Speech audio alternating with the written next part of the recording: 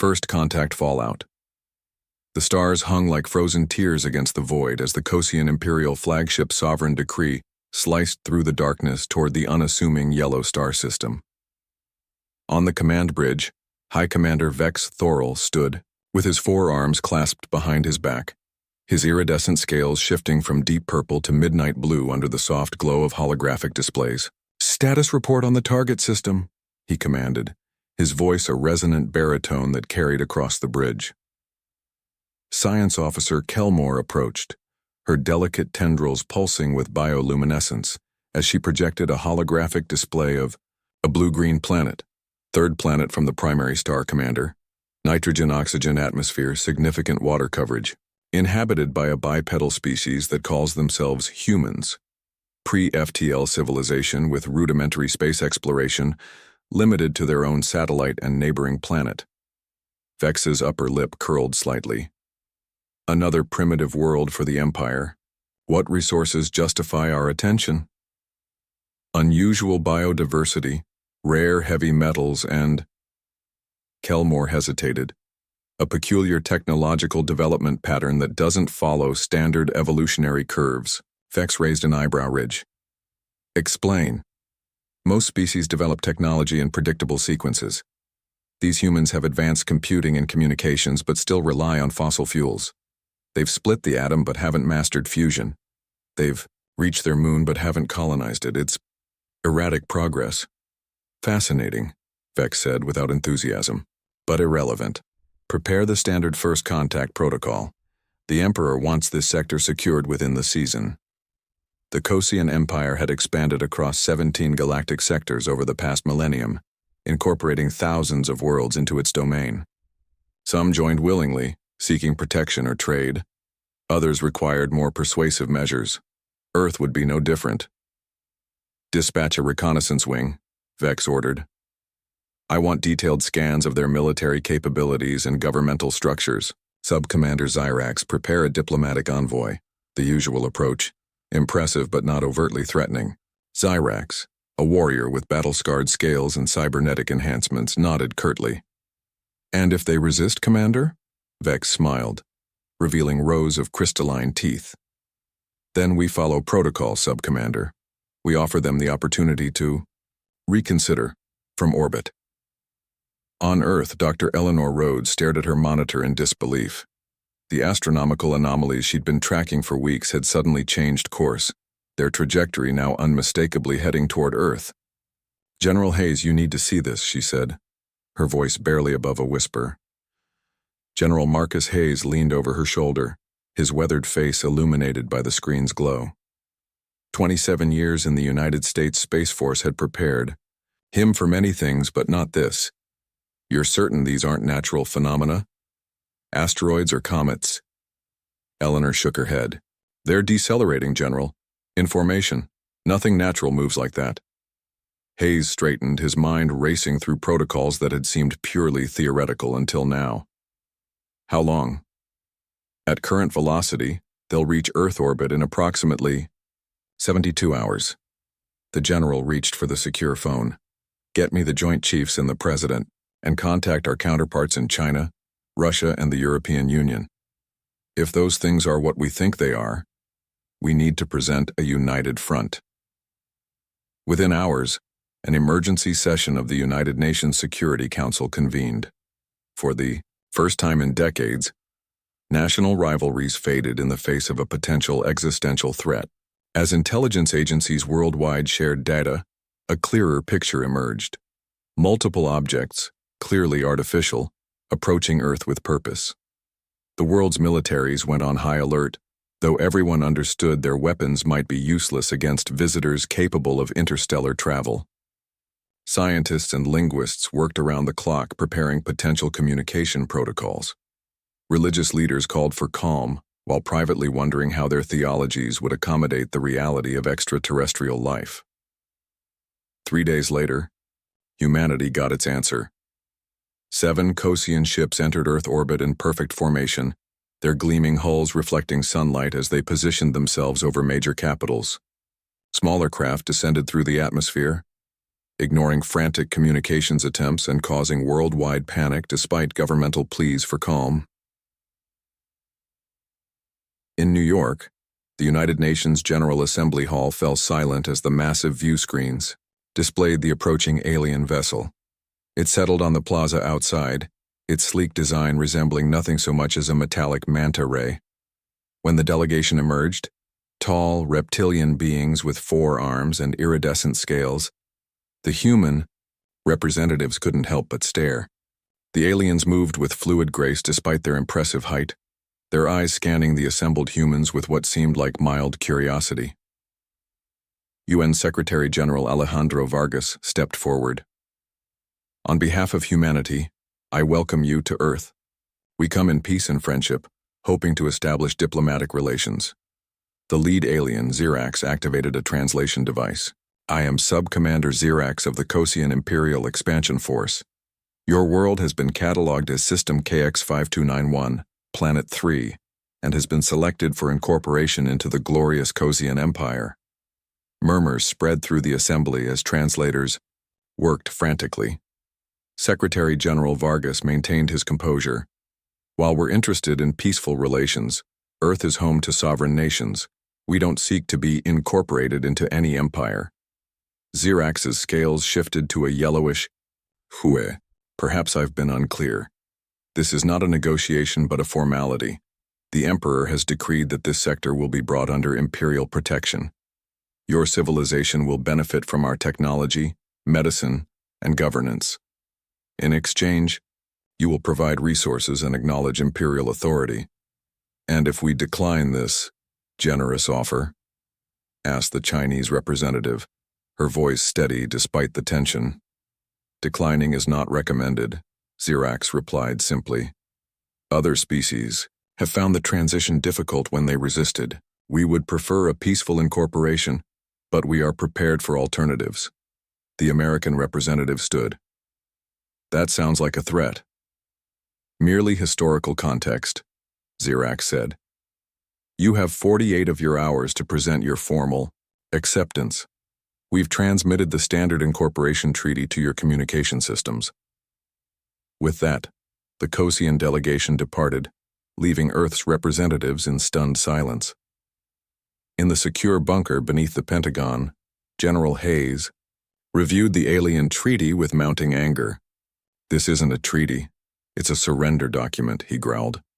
They want control of our resources, unrestricted access to our territories, and authority to adjust our governments as they see fit. Dr. Rhodes studied the technical specifications included in the transmission. Their technology is centuries beyond ours, maybe millennia, but there's something strange about their assessment of our capabilities. What do you mean? Hayes asked. They've cataloged our visible military assets accurately, but they've completely overlooked or misunderstood several key technologies. They describe our nuclear capabilities as primitive fission devices, but don't mention our antimatter research. They note our satellite network but say nothing about our quantum communication experiments. Hayes leaned forward. They're underestimating us. I think they see what they expect to see, Eleanor replied. They've probably encountered thousands of pre-FTL civilizations and assume we follow the same patterns. Similar conversations were happening in military and scientific installations worldwide. As the deadline approached, an unprecedented coalition formed. For perhaps the first time in human history, national interests aligned completely. The response was delivered not by the UN but by a joint broadcast from world leaders, transmitted directly to the Kosian flagship. President Li of China spoke first. We have reviewed your proposal and must respectfully decline. Earth is not available for incorporation. President Abrams of the United States continued. We welcome peaceful relations between our civilizations, but these must be based on mutual respect and sovereignty. President Ivanova of the Russian Federation added, we are prepared to defend our planet if necessary, though we hope diplomacy will prevail. The broadcast concluded with Secretary-General Vargas. We extend an invitation to discuss a true treaty between equals. The people of Earth await your response. On the sovereign decree, Vex Thoral watched the transmission with growing disbelief. They rejected the incorporation treaty? These primitives dare to dictate terms? Kelmore studied her. Readings. Commander, I'm detecting unusual energy signatures from the planet. They appear to be activating defensive systems. What kind of defensive systems could possibly concern us? Vex scoffed. His answer came moments later when alarms blared across the bridge. Multiple launches detected from various planetary locations, the tactical officer reported. Primitive missiles. Wait, they're accelerating beyond atmospheric escape velocity. Target their launch sites, Vex ordered dismissively. Show them. The futility of resistance. Sir, the missiles have altered course. They're heading for our perimeter ships, not us. Vex felt the first stirring of concern. Intercept them. Attempting, sir. But they're employing some form of countermeasures. Our systems can't. The tactical display flashed as 2 Kosian scout ships vanished. Report, Vex demanded. Scout vessels Vigilant and Observer have been destroyed. The officer responded, his voice tight with shock. The human weapons, they contained some form of enhanced fusion device coupled with an exotic matter payload. Our shields were ineffective. Vex stared at the display in disbelief. Impossible. Their technological assessment showed no such capabilities. Kelmore's tendrils flickered anxiously. Commander, I'm receiving unusual communications across their global network. They're coordinating their defense with remarkable efficiency. On multiple continents, advanced weapon systems emerged from hidden bunkers and submarine depths. Satellites previously classified as weather monitoring stations revealed weapon arrays. The humans had concealed their true military capabilities, presenting only their conventional forces to watching eyes. Commander, Xerax called urgently. 3 more ships reporting critical damage. They're using directed energy weapons launched from orbital platforms we didn't detect in our scans. Vex's scales darkened with rage. This changes nothing. Prepare. Main batteries. Target their largest population centers. We'll show them the cost of defiance. Sir, the communications officer interrupted. We're receiving a direct transmission from the planetary surface. The view screen activated to show a human female in a military uniform. This is Admiral Chen of Earth United Defense Command. Your ships have violated sovereign Earth space and threatened our planet. The demonstration you've witnessed represents a fraction of our defensive capabilities. We have targeted your remaining vessels and will destroy them if you attempt further hostile action. Vex leaned forward. You expect me to believe your primitive civilization can stand against the might of the Kosian Empire? We have conquered thousands of worlds. Yet you've never encountered humans before, Admiral Chen replied, calmly. We've studied your approach since you entered our solar system. Your technology is impressive but predictable. You rely too heavily on standard protocols and assumptions. As if to emphasize her point, warning indicators flashed across the Kosian. Bridge's targeting locks engaged on multiple vessels. You have 1 hour to withdraw from Earth space, Admiral Chen continued. Any aggressive action will be met with immediate and overwhelming force. This is your only warning. The transmission ended, leaving the bridge in stunned silence. Commander, Kelmore said quietly. Preliminary analysis suggests they're not bluffing. The energy signatures we're detecting exceed our defensive capabilities. Vex Thoral had never retreated in his 3-century military career. The humiliation would be unbearable. But as reports of more damaged ships flooded in, he realized he faced an unprecedented situation. Prepare for tactical withdrawal, he ordered, his voice hard with suppressed fury. All ships fall back to Rally Point Epsilon. As the Kosian fleet retreated, Vex stared at the view screen showing the blue-green planet receding in the distance. This isn't over, he promised quietly. No one defies the Empire. We'll return with a proper invasion force and these humans will learn their place. Little did he know that Earth was already preparing for that inevitability, and that the real surprise was yet to come. The silent response. 3 years passed like a fever dream for the Kosian Empire. In the Grand Council chamber on the Imperial throne world of Kosis Prime, Emperor Mazkalor's obsidian claws tapped an impatient rhythm against his crystalline throne. Before him, High Commander Vex Thoril knelt, head bowed as he delivered his report. The humans have gone silent, Your Radiance. After our tactical withdrawal, they established a defensive perimeter at the edge of their solar system and have refused all communication attempts. Tactical withdrawal, the Emperor repeated, the bioluminescent patterns across his scales pulsing with displeasure. A curious euphemism for retreat, Commander Thoril. Vex's scales dimmed in humiliation. A temporary setback, Emperor.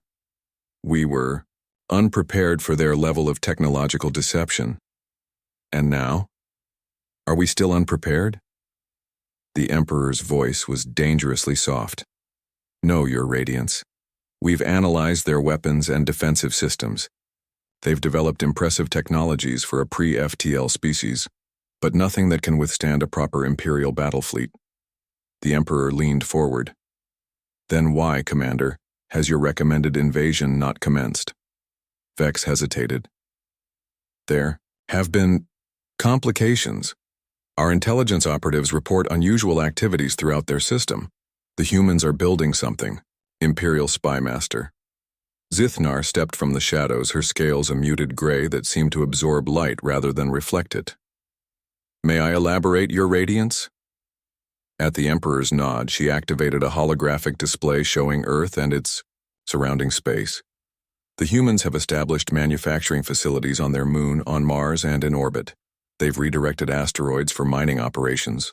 Energy readings suggest they've mastered fusion and are experimenting with more exotic power sources. The Emperor studied the display. Impressive industry for primitives, but hardly concerning for the Empire. There's more, Zithnar continued. They're building something large in the asteroid belt between Mars and Jupiter. Something they're taking extraordinary measures to conceal. The hologram zoomed in on a massive construction facility disguised within a hollowed-out asteroid. Scattered images showed glimpses of what appeared to be a massive vessel taking shape. Our operatives have intercepted communications referring to something called Project Prometheus. Whatever they're building, the humans believe it will shift the balance of power. The Emperor's eyes narrowed. One ship? They think one ship will protect them from the might of the Empire? We thought the same about their defenses 3 years ago, Vex reminded him, then immediately regretted his words as the Emperor's scales flashed crimson. You test my patience, Commander Thoril. Assemble your invasion fleet. I want Earth brought to heel before this project is completed. As you command, Emperor. Vex bowed deeply and withdrew.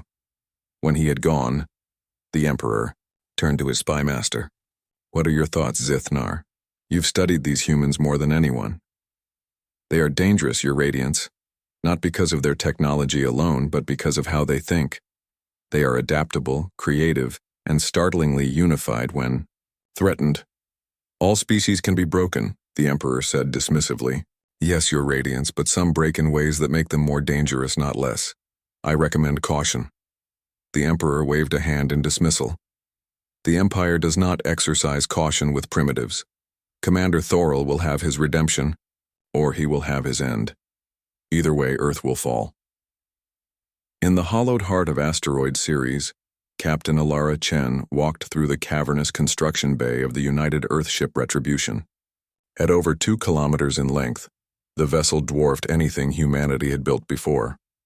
Unlike the sleek designs of science fiction or the practical, ungainly structures of early space exploration, the Retribution had been engineered with a single purpose: to bring the fight to those who would threaten Earth.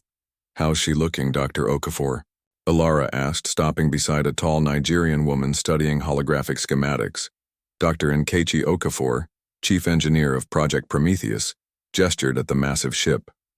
She'll fly, Captain. Whether she'll do everything we're asking of her, that remains to be seen. I need more than she'll fly, Doctor. I need a weapon that will make the Kosians think twice about returning. Nkechi sighed. We've incorporated everything we learned from their technology, plus our own innovations. The gravitational wave drive is performing beyond expectations in tests. The Alcubierre warp bubble is stable. The quantum shielding system works in theory, though we can't fully test it without attracting attention. And the Helios array? Nkechi's expression turned grave. That's where we're taking the biggest risk, weaponizing a star's energy. It's never been done before. The simulations are promising, but if the containment field fails... We all know. The risks, Ilara said quietly. Every person on this project volunteered knowing they might not come back. They walked in silence for a moment, watching as swarms of construction drones and space-suited workers swarmed over the massive hull. 3 years ago, we were still arguing about funding the International Space Station, Ilara mused. Now look, at us. Nothing unifies like a common enemy, Ingenuity replied. Though I still can't believe how quickly the world's governments agreed to pool resources. Necessity is the mother of cooperation, said a new voice as Dr. Valentin Petrov, the project's chief science officer, joined them. The Russian physicist's face looked haggard from too many sleepless nights. The Kosian threat made our petty national differences seem suddenly insignificant. What brings you up from the labs? Ilara asked. Valentin's expression was grim. We've detected increased activity near the heliopause. Multiple FTL signatures entering the system. Ilara's posture stiffened. They're back. Earlier than we expected, Valentin confirmed. The early warning system estimates a fleet at least 3 times larger than their previous force. Timeline for completion? Ilara asked, turning to Ingenuity. We need another month for full systems integration and testing. We don't have a month. Priority 1 is getting the propulsion and defensive systems online. We can finish the weapons integration en route if necessary. Ingenuity looked alarmed. Captain, launching with incomplete systems is a risk we'll have to take, Ilara interrupted. Earth's defensive network held them off once, but against a force this size, we need to meet them before they reach the inner system. She tapped her wrist communicator. Chen to command. We need to accelerate the timeline. Prepare the crew for immediate boarding. The Retribution launches in 48 hours. The crew of the UES Retribution represented the best of humanity. Scientists, engineers, and military personnel from dozens of nations, chosen not just for their skills, but for their ability to adapt and innovate under pressure. In the ship's briefing room, Captain Chen addressed her senior officers. The enemy fleet will reach Mars orbit in approximately 7 days. We need to intercept them before they can establish a beachhead in the inner system. Commander Hiroshi Tanaka, the tactical officer, studied the holographic display of the approaching fleet. Their formation suggests they're expecting resistance but not a significant threat. They're optimized for planetary assault, not ship-to-ship combat. They still think we're primitives playing at spaceflight, Lieutenant Commander Fatima Alzara, the intelligence officer, noted. Our stealth measures around Project Prometheus have been effective. That gives us one advantage, Ilara acknowledged. Surprise. But we're still untested, outgunned, and outnumbered. Not necessarily outgunned, said Dr. Petrov. The Helios array, even at partial capacity, should exceed anything in their arsenal. If it works, Ingenuity added. It will work, Ilara said with a confidence she didn't entirely feel. It has to. She turned to face the viewport, where the massive ship stretched before them, construction drones still swarming across its surface in a desperate rush to complete essential systems. The Retribution represents everything humanity can achieve when we work together. We've incorporated technology from every advanced research program on Earth, plus what we've learned from studying Kosian systems. She turned back to her officers. The enemy expects to find a fragmented, primitive species cowering behind hastily assembled defenses.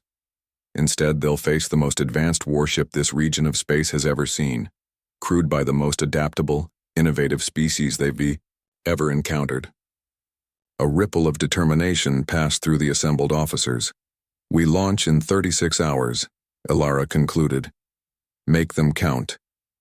As the Kosian invasion fleet approached the Mars orbit, High Commander Vex Thorel stood on the bridge of his new flagship, the Imperial Judgment, a dreadnought 3 times the size of his previous vessel. Status report, he demanded. All systems optimal, Commander. His first officer responded. The fleet is in standard assault formation. Forward elements will reach the human colony on Mars within 12 hours. And their defenses? As expected, Commander. They've established orbital platforms around their homeworld and nearby planets, but nothing our fleet can't handle. They appear to have improved their technology since our last encounter, but remain significantly behind Imperial standards. Vex wasn't so certain. The humans had surprised him once. He wouldn't underestimate them again. Deploy advanced scout vessels. Full sensor sweeps of the entire system. I want to know about every weapon, every ship, every defensive measure before we engage. Yes, Commander. Scout vessels launching now. Vex studied the tactical display showing Earth and its neighboring planets. The blue-green world had become an obsession for him, a stain on his otherwise impeccable record. This time, he would succeed, or die in the attempt. Commander, the sensor officer called suddenly. We're detecting an unusual energy signature from the direction of the asteroid belt. Specific parameters? Unknown, sir. It's like nothing in our database. Massive power output, but the signature is fluctuating, as if deliberately masked. Vex felt a chill of premonition. Battle stations, all ships, raise shields and prepare for possible engagement. Sir? Against what? Our scouts haven't reported any significant threats. Against whatever the humans have been building for the last 3 years. Vex replied grimly. Whatever Project Prometheus is. The bridge crew stared at him in surprise. You think I wouldn't investigate a species that bested my fleet? Vex said coldly. Our intelligence on this Project Prometheus is limited, but the humans believe it will protect them from us. That makes it a threat. As if summoned by his words, alarms blared across the bridge. Massive energy spike detected, the sensor officer shouted. Something's coming out of the asteroid belt at incredible speed. The tactical display shifted to show a massive object moving toward them, accelerating to speeds no Kosian vessel could match. Visual identification, Vex ordered, his voice steady despite his growing concern. The main view screen activated, showing a vessel unlike any he had seen before. Where Kosian ships were elegant and streamlined, this was angular and fortress-like, bristling with weapon arrays and covered in layered armor. It was unmistakably built for war. Size estimate? Vex demanded. Approximately 2 of our planetary assault cruisers in length, sir. Mass readings are off the charts. Power output exceeds anything in our registry. Vex stared at the approaching human ship with a mixture of disbelief and grudging respect. So this is Project Prometheus. Sir, they're hailing us. On screen. The view screen shifted to show a human female in a dark uniform. Vex recognized her as the same admiral who had forced his retreat 3 years earlier. This is Captain Ilara Chen of the United Earth ship Retribution. You have entered Earth-controlled space against explicit warnings. Withdraw immediately or face the consequences. Vex stepped forward. This is High Commander Vex Thoril of the Kosian Imperial Fleet. Your impressive vessel doesn't change the outcome, Captain. My fleet outnumbers you 100 to 1. Your destruction is inevitable. Captain Chen's expression remained calm. Numbers aren't everything, Commander. You're about to learn why humanity has survived every extinction-level threat our planet has thrown at us. We adapt, we overcome, and we never ever surrender what's ours. The transmission cut off abruptly. They're powering weapons, the tactical officer reported, a note of alarm in his voice. Energy readings are... Sir, they're approaching stellar levels. Evasive maneuvers, Vex ordered. All ships prepare to engage. But before his fleet could react, the human vessel unleashed a weapon unlike anything the Kosian Empire had encountered in its 1,000-year history. A concentrated beam of energy, glowing with the fury of a newborn star, lanced out from the Retribution's bow, cutting through the void to strike a Kosian cruiser. The Imperial vessel didn't simply explode, it disintegrated, its molecular bonds severed by energies beyond Imperial science. Silence fell across the Imperial Judgment's bridge as the crew stared in shock at where one of their most powerful warships had been moments before. What was that? Vex whispered. Analysis suggests some form of directed stellar energy, the science officer replied, his voice shaking. They've somehow weaponized a star's power. As the implications sank in, Vex felt something he hadn't experienced in centuries: fear. All ships, he ordered, concentrate fire on that vessel. Destroy it at all costs. The Kosian fleet responded, unleashing a barrage of energy weapons and torpedoes at the human ship. The space between the opposing forces lit up with destructive energies that would have annihilated any normal vessel. When the barrage ceased, the Retribution emerged from the maelstrom unscathed, protected by shimmering fields that seemed to bend space itself around the hull. Impossible, Vex breathed. No shielding technology could withstand that level of assault. The Retribution answered with another blast from its main weapon, cleaving through two more Kosian vessels as if they were made of smoke. Simultaneously, smaller weapon arrays opened fire, targeting engines and weapon systems on a dozen more ships with surgical precision. They're not trying to destroy us, the tactical officer realized aloud. They're disabling us. Vex watched in growing horror as his carefully planned invasion disintegrated into chaos. The humans had not only built a warship that could challenge the Empire, but had equipped it with technologies that shouldn't exist. Technologies that upended everything the Kosians thought they knew about the laws of physics. Commander, his first officer urged, we should withdraw and reassess. This vessel exceeds our intelligence estimates by orders of magnitude. Pride warred with pragmatism in Vex's mind. Retreat again would mean the end of his career, possibly his life. But to stay meant the destruction of his fleet and the loss of thousands of Imperial lives. Before he could decide, the Retribution accelerated suddenly, its massive bulk moving with impossible grace as it charged directly toward the heart of the Kosian formation. Brace for impact, Vex shouted, certain the humans were attempting a suicidal ram. Instead, the massive human warship passed through the Kosian formation without slowing, its hull shimmering with energies that rendered it partially out of phase with normal space. As it passed, system after system failed on the Imperial vessels, leaving them drifting and powerless. The Retribution emerged from the formation and turned gracefully, positioning itself between the crippled Kosian fleet and Earth. They're hailing us again, the communications officer reported. Vex straightened his posture. He would face this defeat with dignity at least. On screen, Captain Chen appeared once more. Behind her, the bridge of the Retribution hummed with efficient activity, humans working in concert with a level of discipline Vex hadn't expected from such an individualistic species. Commander Thoral, your fleet is disabled. You've lost nearly a quarter of your vessels and the remainder lack functional weapons or propulsion. Surrender now and we will provide assistance to your wounded and safe passage home for the rest. And if I refuse? Vex asked, though he already knew the answer. Then we finish what you started, Chen replied simply. The choice is yours, but be aware that while we've shown restraint thus far, our patience has limits. You came to our home and threatened our existence. Remember that. The transmission ended, leaving Vex with an impossible choice and the dawning realization that the Empire had catastrophically underestimated humanity.